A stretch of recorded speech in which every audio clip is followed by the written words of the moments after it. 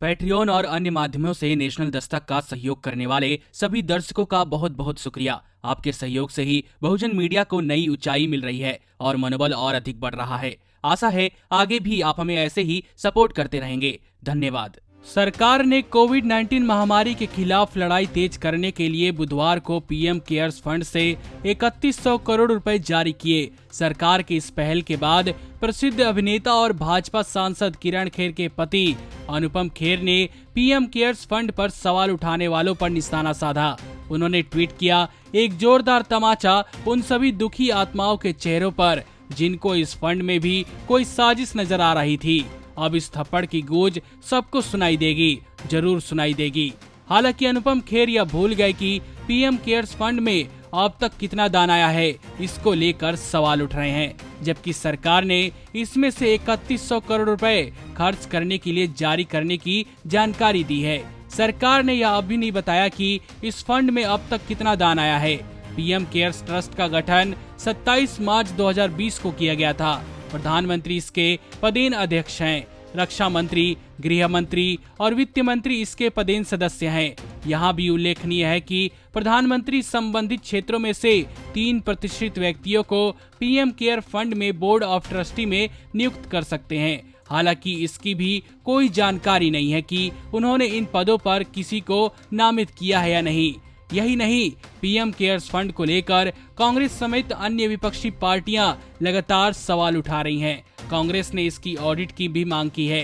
PM cares fund के गठन को लेकर सुप्रीम कोर्ट में चुनौती भी दी गई थी। हालांकि सुप्रीम कोर्ट ने कोविड-19 जैसे महामारी से निपटने के लिए बने पीएम केयर्स फंड के गठन की संवैधानिक वैधता को चुनौती देने वाली याचिका खारिज कर दी थी। सरकार ने बुधवार को बताया था कि पीएम केयर्स फंड में से जो 3100 करोड़ रुपए जारी किए गए हैं, उनमें से 2000 करोड़ रुपए वेंटिलेटर खरीदने पर, जबकि 1000 करोड़ रुपए प्रवासी मजदूरों को राहत पहुंचाने पर खर्च होंगे। 100 करोड़ रुपए कोरोना की वैक्सीन तैयार करने पर खर्च होंगे। प्रधानमंत्री कार्यालय के मुताबिक इस फंड से भारत में बने 50,000 वेंटिलेटर खरीदे जाएंगे। प्रवासी मजदूरों को राहत पहुंचाने के लिए राज्यों और केंद्र शासित प्रदेशों को 1000 करोड़ रुपए दिए जाएंगे।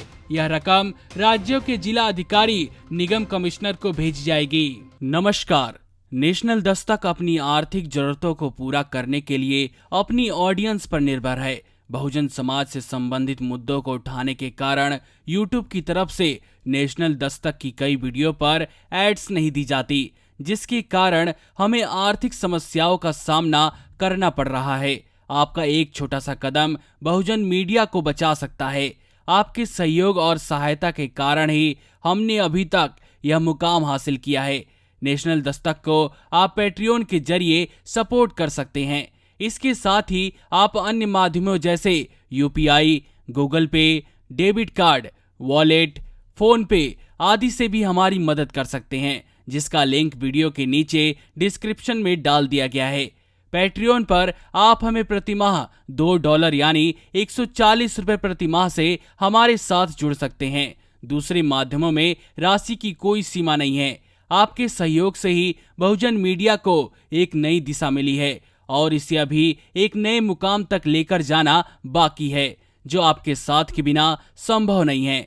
आपसे डायरेक्ट फंडिंग से हम आपके अधीन हो जाएंगे और एक स्वतंत्र मीडिया के तौर पर समाज की आवाज को बुलंद कर पाएंगे। धन्यवाद। नेशनल दस्तक को देखने वालों से अपील है कि वह नेशनल दस्तक के सपोर्टर फॉर्म को भरें ताकि हम सीधे आपसे जुड़ सके। नेशनल दस्तक की आपसे गुजारिश है कि अगर इसको बचाना चाहते हैं तो नेशनल दस्तक को सब्सक्राइब करने के लिए रेड कलर के सब्सक्राइब बटन को दबाएं, फिर बेल आइकन की घंटी दबाएं। नेशनल दस्तक को बचाने के लिए बहुत जरूरी है कि हर खबर को शेयर करें, लाइक करें, कमेंट जरूर करें।